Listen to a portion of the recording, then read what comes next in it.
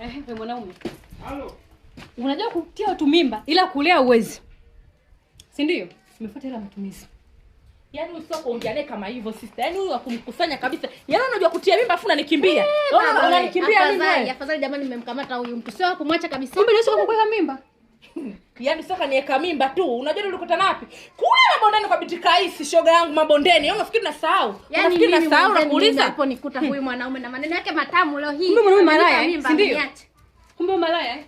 Afu ninashangaa kama atujua wewe. Utujue nakuuliza? Nisikilizeni. Kwa shobo zenu mlioleta. Shobo Sisi tuna shobo. Hata akajulikana kati ya sisi au wewe nani ana shobo. Umetupa maneno matamu leo hii tuna shobo. Mwanaume suruali wewe.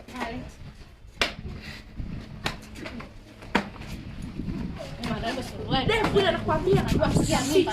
Unajua kutia mimba sana Wewe mwanaume suruali kubwa wewe. Leo anaenda kulala nje. Leo nje.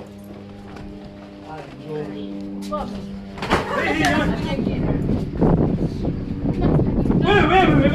vipi tena? Vipi babu? Washamba tu nyinyi. Washamba vipi? Baba unangai vipi?